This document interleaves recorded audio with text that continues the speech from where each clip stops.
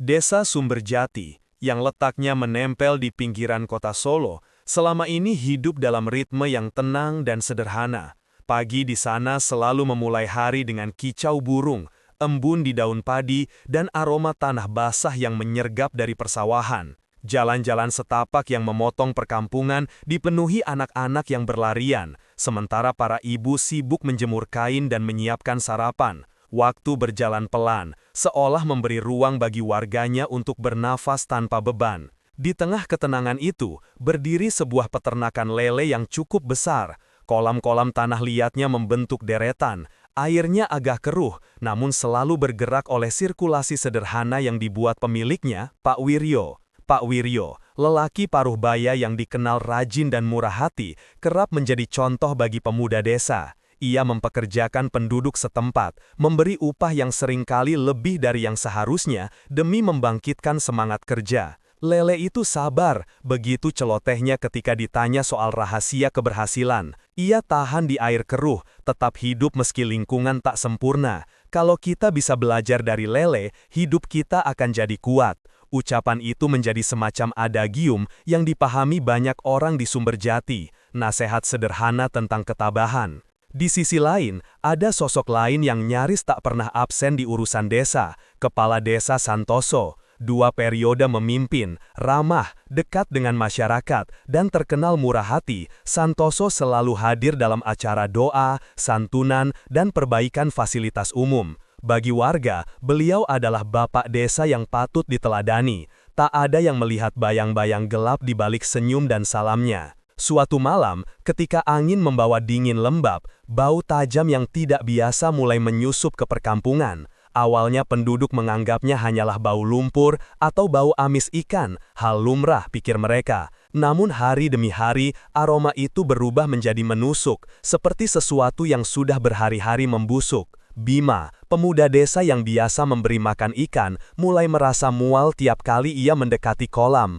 Biasanya lele akan berebut pelet, tetapi dalam beberapa hari terakhir, permukaan kolam tampak tak bergerak, hanya beberapa gelembung kecil yang meletup lalu hilang. Ketika ia menusukkan bambu panjang ke dasar kolam untuk mengaduk, sesuatu yang tercabut menempel pada bambu itu, selembar kain hitam yang lembab dan berbau busuk. Bima menjerit dan, dengan tubuh gemetar, ia menyaksikan dari balik lumpur, muncul sesosok lengan berwarna kebiruan. Kepanikan meledak. Dalam hitungan jam, satu mayat diikuti mayat lain berhasil ditarik dari dasar kolam. Satu demi satu, tubuh perempuan ditemukan, sebagian terikat, sebagian lagi seolah terserap lumpur. Jumlahnya mengerikan, puluhan. Warga yang tadinya damai berubah menjadi kerumunan panik. Bisik-bisik tentang pesugihan mulai menyebar. Cerita-cerita lama tentang orang kaya yang menggunakan tumbal manusia untuk menambah kekayaan muncul kembali. Tuduhan-tuduhan liar mengarah kepada pemilik kolam, kepada siapapun yang terlihat beda. Namun, di tengah kebimbangan itu, polisi segera dipanggil, garis kuning dipasang, media berdatangan, dan desa yang nyaris tak pernah disentuh kamera, kini menjadi headline. Polisi dari tingkat daerah turun tangan. Salah satu yang ditugaskan memimpin kasus ini adalah Ardi Pratama, penyidik muda yang berambisi dan sudah punya reputasi untuk menyelesaikan perkara sulit. Ardi datang dengan sikap profesional, namun ia tak menyangka bahwa kasus ini akan menorehkan luka pribadi. Ketika petugas membuka salah satu kantong jenazah untuk pemeriksaan, wajah yang terpampang membuatnya nyaris roboh. Ada garis-garis wajah yang begitu familiar. Ia melihat kemiripan dengan foto ibunya yang hilang saat ia masih anak-anak. Jantungnya sesak, rasa dingin menyergap tulang punggungnya ketika ia menyadari salah satu korban mungkin adalah orang yang dicintainya. Pekerjaan investigasi yang dihadapi Ardi bukan perkara mudah. Korban-korban ternyata bukan hanya dari satu wilayah. Banyak nama yang pernah dilaporkan hilang bertahun-tahun sebelumnya muncul sebagai potongan teka-teki. Beberapa laporan yang lama mengendap ternyata tidak pernah ditindaklanjuti. Melalui tumpukan laporan polisi, pola perlahan muncul. Perempuan-perempuan ini terakhir terlihat di terminal, pasar, atau jalanan sepi. Semuanya berasal dari lapisan sosial sederhana. Titik temu dari rute hilangnya para korban itu mengarah ke sebuah jangkauan yang berpusat pada desa Sumberjati, seolah desa ini menjadi tempat akhir bagi perjalanan gelap yang sistematis. Ardi tak hanya membaca laporan, ia turun ke lapangan, mendengar, mencari. Dari Bima, ia mendapat informasi berharga. Truk box besar yang kerap datang dan pergi pada malam hari, lampunya diredupkan, selalu datang diam-diam. Bima pernah melihat sopir truk berbicara dengan seseorang yang nampak familiar, seseorang yang sering mengikuti kepala desa Santoso dalam acara-acara. Seutas kecurigaan merambat di benak Ardi, namun menuduh kepala desa bukan perkara ringan. Santoso adalah figur yang dihormati, yang wajahnya tercetak di banyak foto kegiatan sosial. Menuduhnya berarti melawan arus, bahkan mungkin membuka celah bahaya bagi penyidik itu sendiri. Rasa waspada Ardi berubah menjadi bukti perlahan ketika ia menyusup mengikuti sebuah truk pada tengah malam. Dari jarak aman ia melihat gerak-gerik yang mencurigakan di gudang tua. Pintu belakang terbuka, ada suara seperti orang yang tercekik, lalu pintu ditutup rapat. Ia hampir menangkap adanya korban hidup, namun sebelum ia sempat berbuat banyak, pengawal truk menyadari kehadirannya, sehingga Ardi terpaksa mundur. Yang terungkap cukup untuk menyingkap satu kemungkinan, ini bukan soal pesugihan, ini adalah perdagangan manusia, ketika tubuh para wanita diperlakukan seperti barang dagangan yang bila tak laku dibuang ke tempat pembuangan. Tempo investigasi berubah menjadi cepat dan penuh kehati-hatian. Ardi menemukan adanya aliran dana mencurigakan setelah meneliti bukti keuangan yang berhasil dikumpulkan timnya. Rekening beberapa perangkat desa, termasuk rekening kepala desa Santoso, menerima transfer rutin jumlah besar yang tidak masuk akal dibandingkan dengan gaji dan pengeluaran resmi desa. Transfer itu berasal dari seorang pengusaha bernama Sutarman, seorang figur yang sudah lama dikenal di Solo sebagai orang yang punya banyak pengaruh, yang dulu pernah tersangkut kasus perjudian namun selalu lolos. Koneksi antara Sutarman dan Santoso menjadi petunjuk yang semakin menunjukkan adanya sitar gelap yang merentang jauh. Ardi menyadari ia memasuki wilayah berbahaya. Ia memutuskan menyamarkan diri dan menyelidiki gudang-gudang di Solo yang menjadi pusat transaksi gelap. Dari balik bayangan kontainer di sebuah malam, ia menyaksikan adegan yang membuat darahnya membeku. Sutarman bersama Santoso tertawa dan berjabat tangan di depan gudang, lalu ngobrol dengan nada yang sangat tenang, membahas barang yang akan dikirim minggu depan. Kalimat tentang kolam yang tak lagi bisa dipakai lalu menjadi penguat dugaan. Kolam lele di desa Sumberjapi tampaknya dipakai sebagai tempat pembuangan mayat perempuan yang tidak terpakai lagi. Lebih mengerikan lagi, dalam percakapan itu ada bisik bahwa jika ada pihak yang terlalu mendekati kasus ini, mereka akan disingkirkan.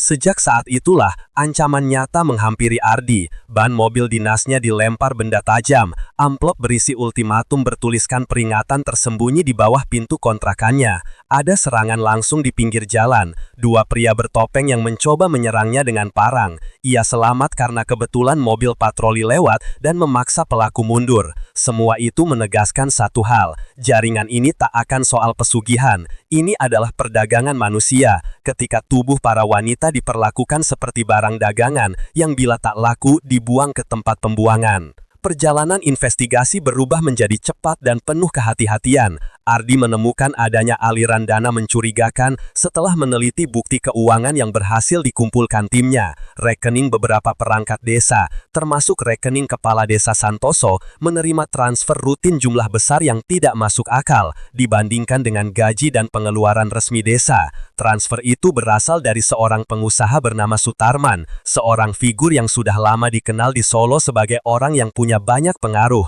yang dulu pernah tersangkut kasus perjudian namun selalu lolos. Koneksi antara Sutarman dan Santoso menjadi petunjuk yang semakin menunjukkan adanya sitar gelap yang merentang jauh. Ardi menyadari ia memasuki wilayah berbahaya. Ia memutuskan menyamarkan diri dan menyelidiki gudang-gudang di Solo yang menjadi pusat transaksi gelap. Dari balik bayangan kontainer di sebuah malam, ia menyaksikan adegan yang membuat darahnya membeku. Sutarman bersama Santoso tertawa dan berjabat tangan di depan gudang, lalu ngobrol dengan nada yang sangat tenang, membahas barang yang akan dikirim minggu depan. Kalimat tentang kolam yang tak lagi bisa dipakai, lalu menjadi penguat dugaan. Kolam lele di desa Sumberjati tampaknya dipakai sebagai tempat pembuangan mayat perempuan yang tidak terpakai lagi. Lebih mengerikan lagi, dalam percakapan itu ada bisik bahwa jika ada pihak yang terlalu mendekati kasus ini, mereka akan disingkirkan. Sejak saat itulah, ancaman nyata menghampiri Ardi. Ban mobil dinasnya dilempar benda tajam. Amplop berisi ultimatum bertuliskan peringatan tersembunyi di bawah pintu kontrakannya. Ada serangan langsung di pinggir jalan. Dua pria bertopeng yang mencoba menyerangnya dengan parang. Ia selamat karena kebetulan mobil patroli lewat dan memaksa pelaku mundur. Semua itu menegaskan satu hal. Jaringan ini tak akan soal pesugihan. Ini adalah perdagangan manusia. Ketika tubuh para wanita diperlakukan seperti barang dagangan yang bila tak laku dibuang ke tempat pembuangan. Perjalanan investigasi berubah menjadi cepat dan penuh kehati-hatian. Ardi menemukan adanya aliran dana mencurigakan setelah meneliti bukti keuangan yang berhasil dikumpulkan timnya. Rekening beberapa perangkat desa, termasuk rekening kepala desa Santoso, menerima transfer rutin jumlah besar yang tidak masuk akal dibandingkan dengan gaji dan pengeluaran resmi desa.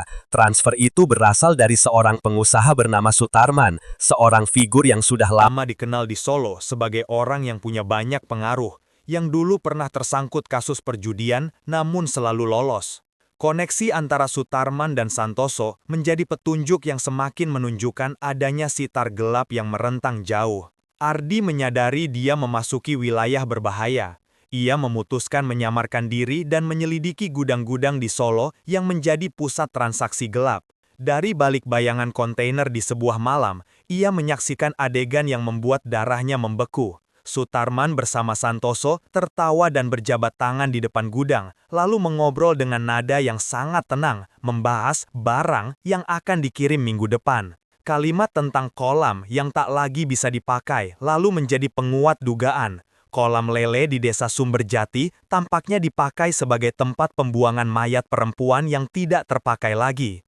Lebih menakutkan lagi, dalam percakapan itu ada bisik bahwa jika ada pihak yang terlalu mendekat pada kasus ini, mereka akan disingkirkan. Sejak saat itu, ancaman nyata menghampiri Ardi. Ban mobil dinasnya dilempar benda tajam, amplop berisi ultimatum bertuliskan peringatan tersembunyi ditinggalkan di bawah pintu rumah kontrakannya. Ada serangan langsung di pinggir jalan, dua pria bertopeng yang mencoba menyerangnya dengan parang. Ia selamat karena kebetulan mobil patroli lewat dan memaksa pelaku mundur. Semua itu menegaskan satu hal, jaringan ini tak akan segan merenggut nyawa bila perlu. Walau berhadapan dengan intimidasi, Ardi terus bekerja dengan teliti. Ia tak berbagi semua temuan kepada banyak orang, hanya kepada beberapa atasan yang ia percaya, karena ia tahu ada celah kebocoran informasi. Di desa, Santoso terus tampil sebagai kepala desa yang peduli. Ia hadir memberi santunan, menenangkan ibu-ibu, menyumbang tenda untuk posko polisi. Popularitasnya justru menjadi tameng sosial yang kuat. Banyak warga yang kesetiaannya pada citra itu membuat mereka menolak untuk percaya bahwa beliau bisa terlibat. Ardi merasa terpojok oleh paradoks ini. Bukti mengarah padanya, namun bukti saja belum cukup untuk menjatuhkan tokoh sekuat itu. Ardi lantas merangkai strategi, menyatukan bukti perekaman kejadian di gudang, aliran dana yang didokumentasikan, dan saksi-saksi kunci, seperti Bima yang kini bersikap lebih berani, mencatat setiap ciri truk dan orang asing yang lewat desa. Ia juga bekerja sama dengan satuan forensik untuk memetakan korban, mencocokkan data korban yang ada di kubikel lama polisi, dan mengkonfirmasi identitas melalui barang-barang kecil, perhiasan, potongan pakaian, bekas tato, gigi. Lambat laun, beberapa nama mulai muncul. Setiap konfirmasi adalah pukulan berat. Ada keluarga yang menangis melihat foto mayat anggotanya, ada yang berlutut memohon keadilan. Ardi sendiri tiap kali menemukan satu petunjuk tentang ibunya, harus menelan air mata, menekan perasaan agar tetap profesional. Di balik semua itu, Sutarman dan Santoso terus beroperasi dengan licik. Mereka memanfaatkan jaringan pengangkutan, dokumen palsu, dan orang-orang yang dikontrol melalui uang atau ancaman. Ada gudang-gudang lain, ada rute-rute pengiriman yang melibatkan pejabat yang seharusnya menjaga hukum. Ardi berhadapan bukan hanya dengan penjahat jalanan, tapi juga dengan sistem yang korup, berlapis-lapis, dan rapat. Ia sadar, jika ingin menggulung jaringan ini, ia butuh bukti kuat, rekaman percakapan, transfer keuangan yang menaut, saksi yang tak lagi takut, dan dokumentasi yang tak terbantahkan. Konflik mulai memuncak ketika salah satu saksi yang hendak memberi keterangan menghilang secara misterius. Keresahan menyebar. Beberapa polisi yang dekat dengan kasus ini menerima ancaman. Warga desa yang awalnya penasaran, kini hidup di bawah bayang-bayang ketakutan. Ada rapat-rapat kecil di warung kopi, ada bisik-bisik yang mengarah pada ketidakpercayaan terhadap aparat. Namun, di bawah semua itu, tumbuh pula tekad. Ardi menemukan bahwa beberapa keluarga korban telah lama menunggu jawaban. Mereka mulai mengorganisir dukungan untuk menekan agar kasus ini diusut tuntas. Dengan dukungan beberapa rekan yang dapat dipercaya, Ardi akhirnya mendapatkan momentum. Sebuah rekaman video dari gudang tua yang merekam pertemuan rahasia Sutarman dan Santoso. Rekaman yang diperoleh lewat kerja keras informan di Solo. Selain itu, timnya berhasil melacak aliran dana yang mengalir dari rekening Sutarman ke rekening yang digunakan Santoso untuk mengelabui publik. Catatan-catatan itu disandingkan dengan bukti fisik dari kolam dan saksi mata yang melihat truk malam. Ketika bukti-bukti itu disusun rapi, Ardi mengajukan permohonan penahanan bagi beberapa tersangka kunci. Penyerbuan terorganisir dilakukan, di bawah koordinasi yang hati-hati, dengan dukungan unit anti korupsi dan beberapa penyidik luar yang independen, gudang-gudang disisir. Sutarman berusaha menghilang, namun beberapa anak buahnya tertangkap basah membawa barang bukti. Santoso, yang semula percaya bisa mengandalkan citra publik, digelandang ketika bukti transfer keuangan dan video pertemuan dipaparkan di depan penyidik. Desanya berkecamuk. Ada yang marah, ada yang tak percaya, ada yang menangis karena merasa dibohongi bertahun-tahun. Namun bagi keluarga korban, itu adalah awal jawaban yang telah lama dinantikan. Proses hukum berjalan keras dan panjang. Di tengah persidangan yang mengungkap detail-detail keji, terungkap praktik perdagangan manusia yang melibatkan banyak pihak, dari perekruter yang mencari korban di terminal, sampai jaringan yang menyalurkan mereka keluar wilayah. Bukti-bukti membuat pemeriksaan publik menjadi badai, nama-nama besar tercantum, dokumen palsu dibuka, dan sistem yang selama ini memelihara keheningan dipertontonkan.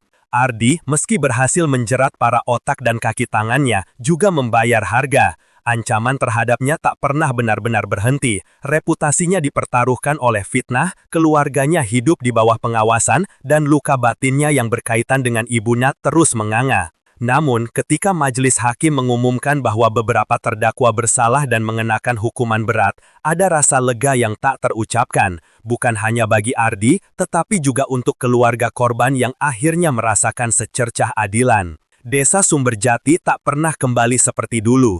Nama desa yang semula identik dengan sawah yang hijau dan pagi yang damai, kini menyimpan bekas-bekas tragedi. Namun, dari reruntuhan itu tumbuh pula kesadaran baru. Warga belajar untuk tak cepat percaya pada citra, untuk menuntut transparansi, dan untuk saling menjaga. Kolam lele yang dulu menjadi saksi bisu kekejaman, kini dibersihkan secara simbolis, dan sebagian keluarga korban menuntut lahan itu menjadi monumen kecil sebagai pengingat agar tak ada lagi tragedi serupa. Ardi sendiri bila pilih jalan yang tak mudah. Ia tetap melanjutkan tugasnya, namun kini ia juga aktif mendukung program-program pencegahan perdagangan manusia, membuka posko informasi di terminal, bekerja sama dengan LSM, dan mengupayakan agar laporan-laporan orang hilang tak lagi diabaikan. Kemenangan hukumnya terasa pahit manis, pahit karena luka yang tak semua bisa disembuhkan, manis karena setitik adilan berhasil ditegakkan.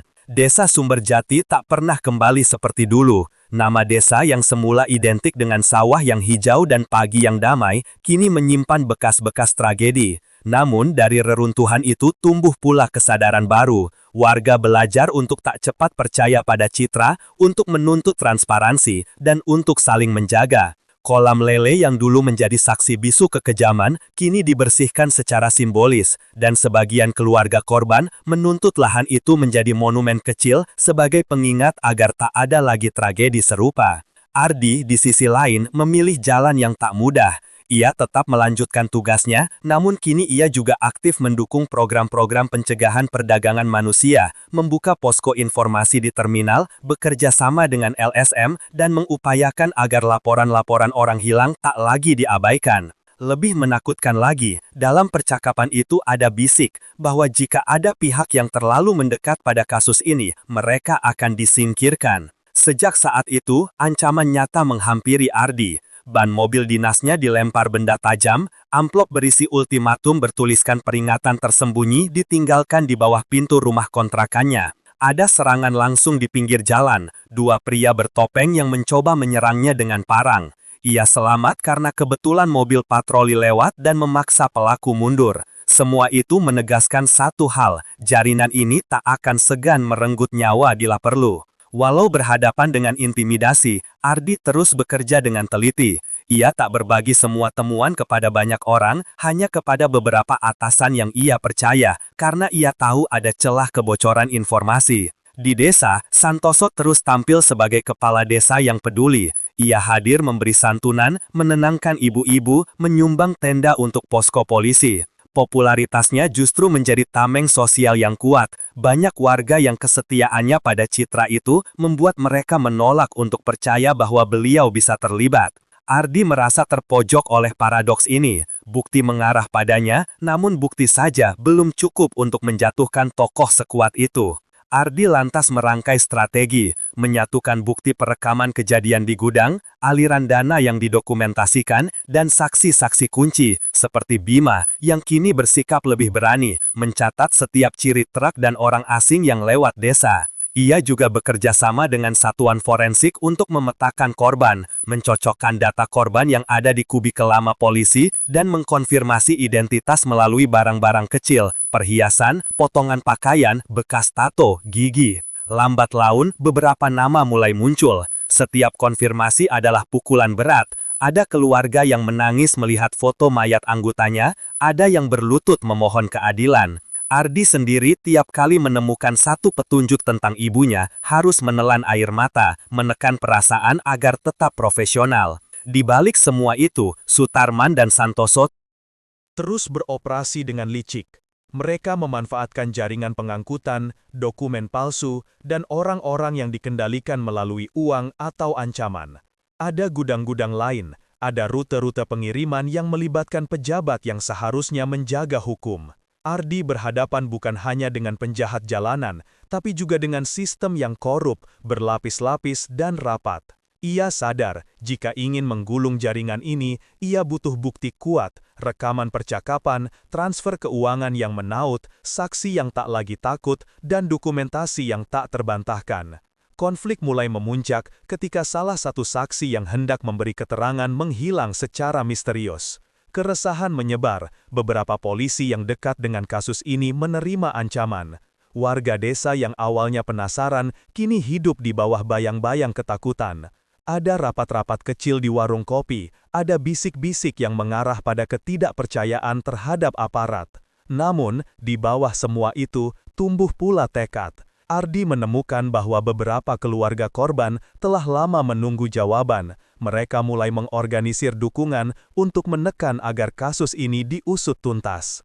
Dengan dukungan beberapa rekan yang dapat dipercaya, Ardi akhirnya mendapatkan momentum, sebuah rekaman video dari gudang tua yang merekam pertemuan rahasia Sutarman dan Santoso, rekaman yang diperoleh lewat kerja keras informan di Solo. Selain itu, timnya berhasil melacak aliran dana yang mengalir dari rekening Sutarman ke rekening yang digunakan Santoso untuk mengelabui publik. Catatan-catatan itu disandingkan dengan bukti fisik dari kolam dan saksi mata yang melihat truk malam. Ketika bukti-bukti itu disusun rapi, Ardi mengajukan permohonan penahanan bagi beberapa tersangka kunci. Penyerbuan terorganisir dilakukan, di bawah koordinasi yang hati-hati, dengan dukungan unit anti korupsi dan beberapa penyidik luar yang independen, gudang-gudang disisir. Sutarman berusaha menghilang, namun beberapa anak buahnya tertangkap basah membawa barang bukti. Santoso, yang semula percaya bisa mengandalkan citra publiknya, digelandang ketika bukti transfer keuangan dan video pertemuan dipaparkan di depan penyidik. Desanya berkecamuk, ada yang marah, ada yang tak percaya, ada yang menangis karena merasa dibohongi bertahun-tahun. Namun bagi keluarga korban, itu adalah awal jawaban yang telah lama dinantikan.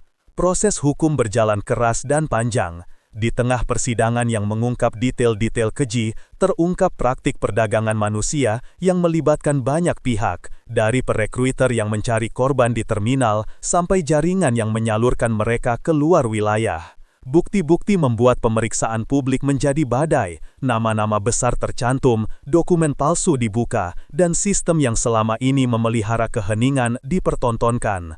Ardi, meski berhasil menjerat para otak dan kaki tangannya, juga membayar harga. Ancaman terhadapnya tak pernah benar-benar berhenti, reputasinya dipertaruhkan oleh fitnah, keluarganya hidup di bawah pengawasan, dan luka batinnya yang berkaitan dengan ibunya terus menganga. Namun ketika majelis hakim mengumumkan bahwa beberapa terdakwa bersalah dan mengenakan hukuman berat, ada rasa lega yang tak terucapkan, bukan hanya bagi Ardi, tetapi juga untuk keluarga korban yang akhirnya merasakan secercah keadilan. Desa Sumberjati tak pernah kembali seperti dulu. Nama desa yang semula identik dengan sawah yang hijau dan pagi yang damai, kini menyimpan bekas-bekas tragedi. Namun dari reruntuhan itu, tumbuh pula kesadaran baru. Warga belajar untuk tak cepat percaya pada citra, untuk menuntut transparansi, dan untuk saling menjaga.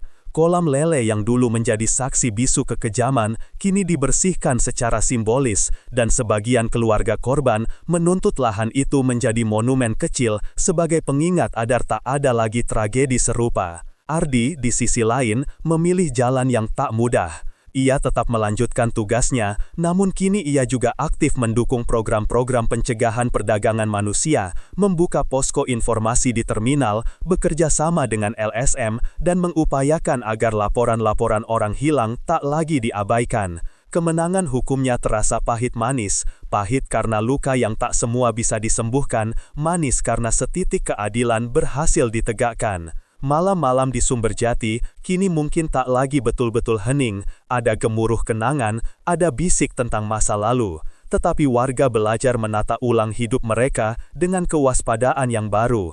Mereka menanam benak kepercayaan yang lain, kepercayaan bahwa kejahatan, betapapun terselubung, akan terungkap bila ada orang-orang kecil yang berani bersuara, bila ada penyidik yang tak takut melawan arus, dan bila ada keluarga yang menuntut jawaban sampai kebenaran ditemukan. Di akhir musim hujan, kolam itu dibiarkan kosong sejenak.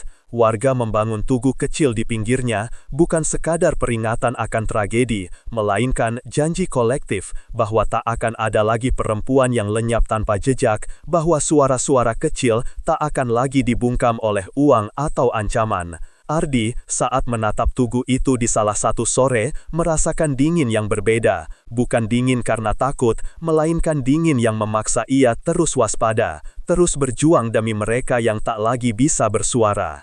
Kisah Desa Sumberjati adalah pengingat keras bahwa wajah baik tak selalu berarti kebajikan, bahwa kebaikan yang dipertontonkan bisa jadi topeng untuk kejahatan yang rapi. Namun kisah itu juga menegaskan satu hal lain, bahwa kebenaran bila ditelusuri dengan sabar dan gigih akan menemukan jalannya. Dan bagi mereka yang kehilangan, sedikit keadilan kadang menjadi penutup luka yang paling penting.